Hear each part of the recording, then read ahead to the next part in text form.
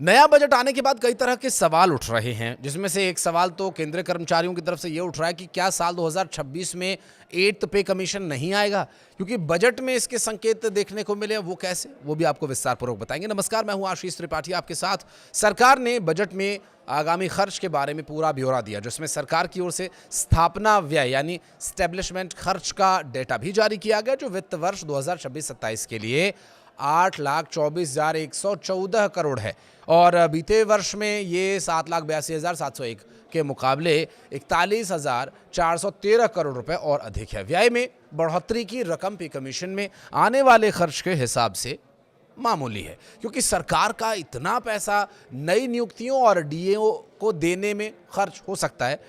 और साथ ही सरकार ने 8th पे कमीशन के लिए कुछ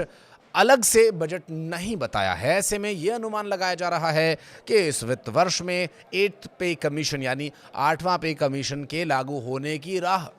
मुश्किल हो सकती है। बजट 2026 से केंद्रीय कर्मचारियों को 8th पे कमीशन को लेकर के काफ़ी उम्मीदें थी, मगर वित्त मंत्री ने सीधे तौर पर इस पर कोई ऐलान नहीं किया है। रिपोर्ट ये कह रही है कि इसी साल इसे लागू किया जाएगा, लेकिन बजट 2026 में व्यय को लेकर ऐसा कोई डेटा सामने आया ही नहीं।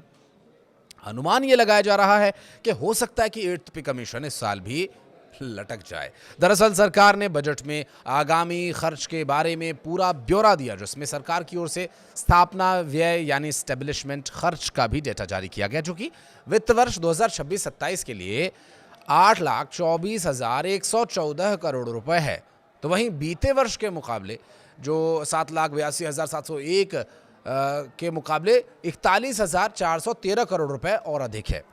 और व्यय में बढ़ोतरी की रकम पे कमीशन में आने वाले खर्चों के हिसाब से कुछ है भी नहीं। बहुत मामूली सी रकम ये कही जा सकती है, क्योंकि सरकार का जो इतना पैसा नई नियुक्तियों पर खर्च हो रहा है और 8th पे कमीशन के लिए बजट में कुछ बताया भी नहीं गया, तो ये सारा जो विषय है यहाँ पर सवाल खड़े कर रहा है इसी वजह से। और दरअसल अधिकारियों को साल 2026 के शुरुआत का इंतज़ार काफ़ी लंबे समय से था, क्योंकि जब से इस बारे में चर्चा शुरू हुई और करीब 1,19,00,000 केंद्रीय कर्मचारियों को 8th पे कमीशन लागू हो जाने की उम्मीद थी कि आयोग उनकी सैलरी बढ़ाएगा और सभी ये जानना चाह रहे थे कि बढ़ी हुई सैलरी का मैसेज आखिर कब आएगा। महंगाई बढ़ने के कारण फिटमेंट फैक्टर में सुधार की मांग भी तेज़ हो गई, लेकिन हकीकत यह है कि सैलरी बढ़ने में अभी वक्त लग सकता है। लेकिन पे कमीशन के बारे में कुछ इतिहास के पन्नों को अगर पलटें तो ऐलान 15 जनवरी 2025 को 8th पे कमीशन के गठन की घोषणा ज़रूर कर दी गई थी। इसके बाद प्रक्रिया काफ़ी धीमी रही और करीब 10 महीने बाद 28 अक्टूबर 2025 को इसका आधिकारिक गजट नोटिफिकेशन जारी किया गया और इस नोटिफिकेशन में साफ साफ लिखा है कि आयोग को अपनी रिपोर्ट देने के लिए 18 महीने का समय दिया जाएगा और अगर अक्टूबर 2025 से 18 महीने जोड़े जाएं तो आयोग की रिपोर्ट जुलाई 2027 तक आने की संभावना बनती है। अब रिपोर्ट आने के बाद सरकार को उस पर फैसला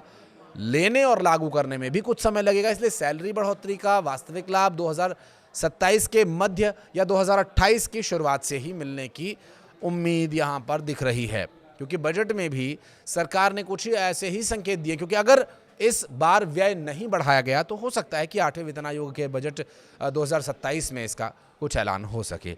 आप अगर इस बारे में कुछ कहना चाहते हैं तो कमेंट सेक्शन में आइएगा, बताइएगा आपकी क्या राय है।